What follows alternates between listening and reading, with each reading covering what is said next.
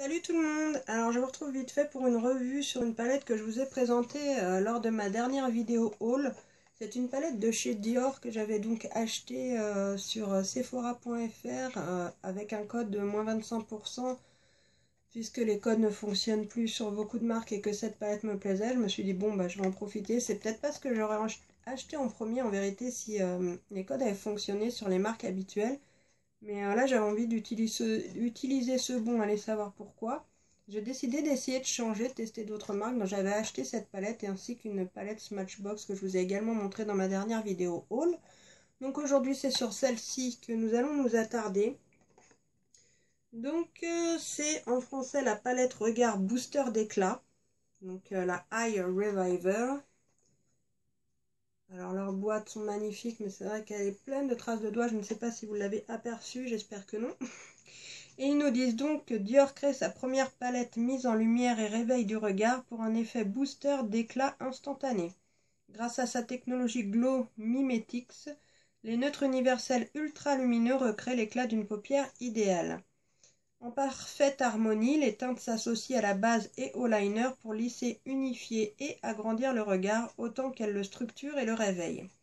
Donc là, on est clairement sur une palette différente des autres, à savoir qu'il ne faut pas s'attendre à faire un make-up de la même intensité, forme ou structure que vos autres make-up. En tout cas, moi, je l'ai abordé comme ceci. Parce que j'ai déjà d'autres palettes Dior, ça faisait très longtemps que j'en avais pas acheté parce que ça reste des produits déjà chers et différent dans le sens où l'intensité des fards n'est pas vraiment pas du tout la même que sur une marque comme par exemple Urban Decay, Tarte, etc. Donc la palette en elle-même se trouve dans un écrin aux initiales de Christian Dior comme toutes les palettes qu'ils font. Elle est ainsi donc dans un plastique rigide avec le nom ciselé sur le dessus de la boîte. C'est une boîte argentée très très jolie mais qui reste en plastique avec l'arrière en plastique transparent et les informations sur la palette qui ne nous disent rien de plus que ce que je viens de vous dire. Donc je l'ai utilisé pour mon maquillage aujourd'hui. C'est également le maquillage que je porte dans la vidéo haul puisque nous sommes exactement le même jour pour ne rien vous cacher. Donc je vous l'avais montré déjà au niveau de la présentation avec le miroir qui reprend toute la taille du couvercle et donc 5 fards oui et non puisqu'en fait on a 4 fards. Le premier est censé être une base, le dernier est un liner. On a 2 pinceaux qui sont le premier à double embout, donc vous avez marqué Dior dessus, un embout mousse classique, un embout légèrement biseauté et fluffy et un autre pinceau plus fin pour le liner. Voilà, bon, ils ont le mérite d'être là, ils sont mignons, franchement ils sont très beaux et je les ai du coup utilisés pour faire mon make-up histoire de tester la palette en entier. Et ma foi, ben pas si mal que ça. J'étais très pour le liner surtout. Moi, je me suis dit ouf, ça va être compliqué, surtout que je ne trace pas le mien avec un pinceau. J'utilise toujours l'embout ou les feutres quand c'est les tattoo liners par exemple ou tous les eyeliners en forme de feutre. Mais je m'en suis plutôt bien sortie. C'est assez voilà. Je trouve que c'est plutôt correct. On a donc ces couleurs-ci. Alors je vais essayer de vous faire. Je suis obligée de faire de la gym pour vous faire ça. C'est dommage, vous ne voyez pas parce que ça vous ferait bien rire. Donc le premier, en fait, ils disent que c'est une base. Alors moi, j'avoue que j'ai quand même mis ma base Urban Decay au-dessous. Parce que pour moi, c'est comme les autres fards à paupières au niveau de la texture. Donc j'avais peur que ça file quand même. Mais je testerai un jour sans une autre base pour voir si ça fonctionne. Mais étant très sceptique sur la question et comme je voulais filmer ma vidéo haul, je voulais pas me foirer. Donc j'ai pris la précaution de mettre ma base habituelle. Ensuite, on a 1, 2, 3, 4 feutres. 4 feutres. 4 fards dans des teintes donc neutres, ce sont des neutres, et un eyeliner en crème forcément noir.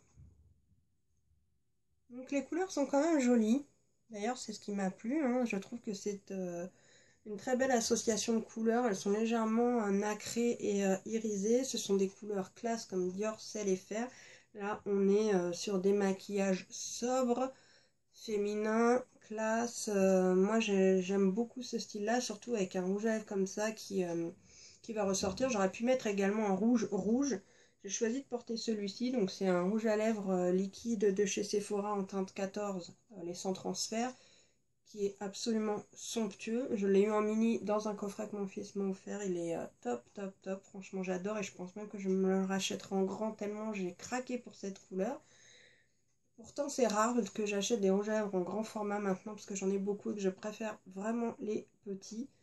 Mais voilà, là j'ai eu un gros coup de cœur pour cette teinte. Donc pour en revenir à la palette, puisque c'est quand même le sujet du jour, ne nous éloignons pas, je vais vous faire les swatchs.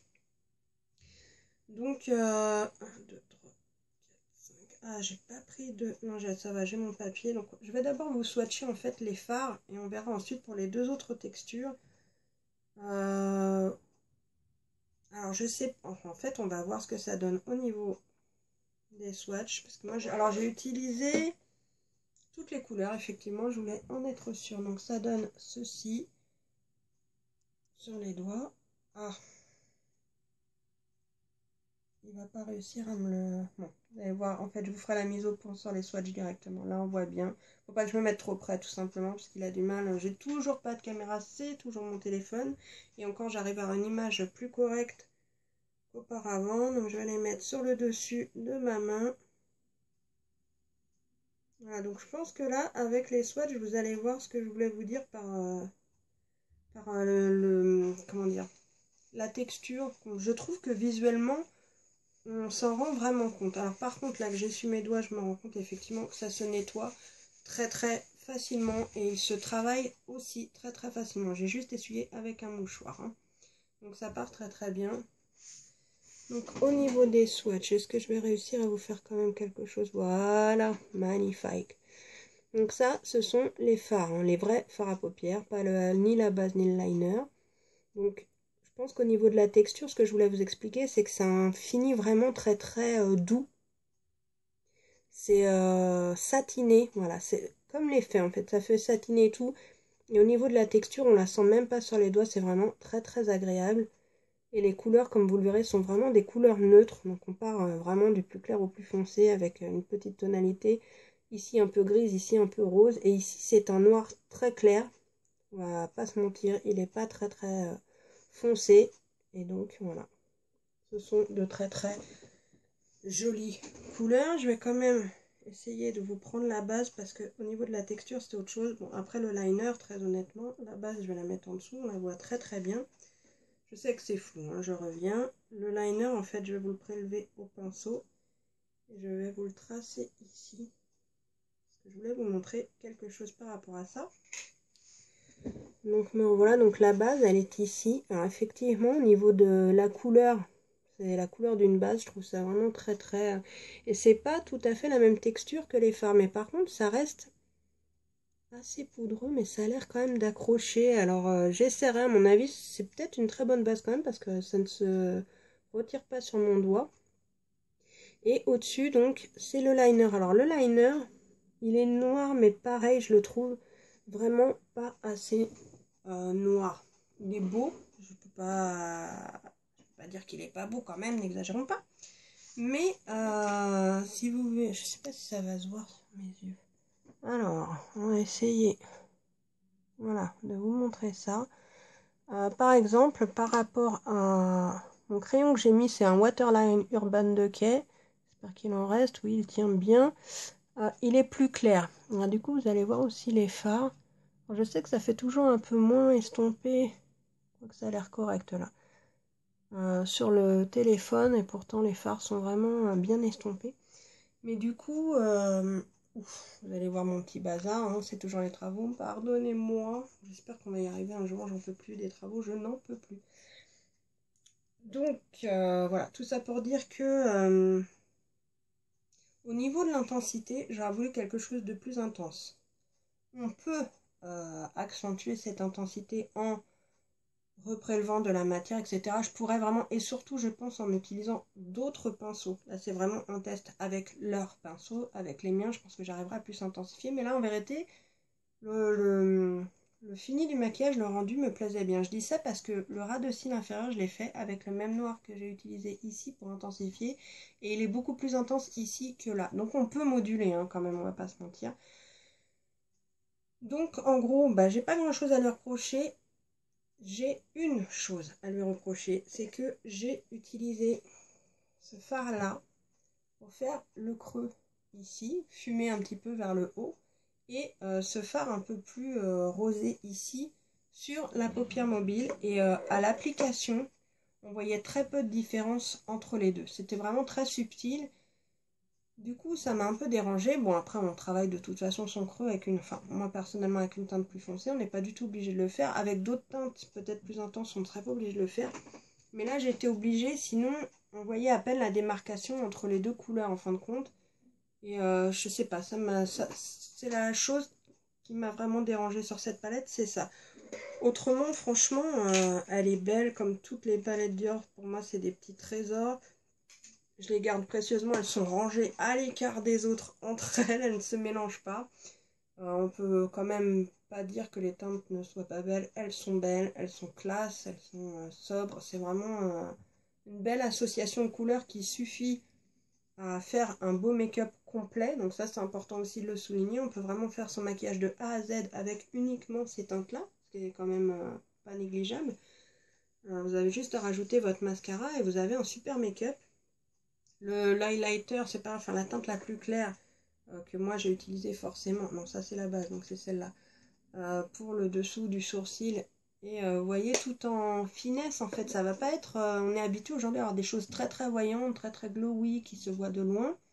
Là, on est vraiment dans la finesse, la sobriété un petit peu, mais je trouve que ça donne un rendu beaucoup plus classe du coup.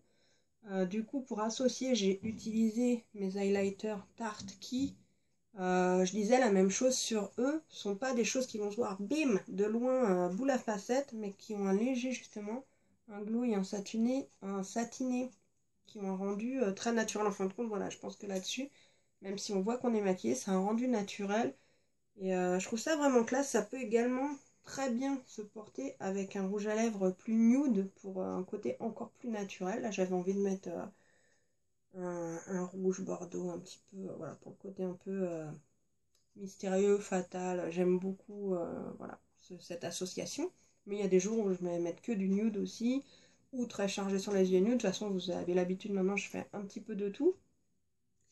Donc voilà, donc j'en suis très contente. Le truc après, c'est que ça reste dur. Donc je suis bien consciente que ce n'est pas à la portée de toutes les bourses. Moi-même, je n'en achète pas du tout régulièrement. Et en fait, dites-vous que si vous voulez vous faire plaisir, les codes promo fonctionnent sur cette marque. Donc voilà, faut peut-être des fois en profiter pour voilà, aller vers les marques qui nous boycottent pas entre guillemets. Je ne sais pas de qui vient la décision d'arrêter les codes promo sur toutes ces marques d'un coup chez Sephora, c'est vraiment hallucinant. Moi, je vous conseille aussi peut-être d'aller voir sur d'autres sites où on trouve les mêmes produits. Des fois, c'est peut-être 1 ou 2 € de plus, mais avec des codes qui fonctionnent, au final, on est gagnant. Ça regarde que vous, chacun fait ce qu'il veut. Donc voilà, bah écoutez, je voulais pas faire une revue trop longue, étant donné que mon haul est déjà assez long. Puis ça sert à rien de s'attarder pour ne rien dire. Je pense que vous avoir dit l'essentiel sur ce produit. C'est vraiment un bon produit, je regrette pas du tout. Et juste un soir comme ça, même pour aller au resto ou quoi, je trouve que c'est vraiment un très joli rendu. Je ne dis pas que vous pouvez pas avoir la même chose avec d'autres palettes, attention. Mais à ce moment-là, c'est pareil pour toutes les palettes. Donc voilà. Et ben je vais vous laisser. J'espère que la luminosité sera bonne. J'ai dû allumer mes lumières parce que là, ça y est, je pense qu'on rentre dans la période où sans lumière, ce sera impossible de filmer. Et malheureusement, c'est vrai que le rendu n'est quand même pas le même qu'il y a une lumière naturelle. C'est pour ça que j'essaie au maximum les photos d'Insta, de swatch, de vous les prendre dehors. Mais selon la météo, c'est pas toujours possible. Donc voilà, je pense quand même que ça avait l'air d'être correct. Avec ma petite installation branquignole, j'ai aperçu de loin que j'ai l'air d'être dans le cadre et pas flou. Donc c'est plutôt pas mal. Et ben je vous souhaite une bonne journée et je vous dis à bientôt. Ciao.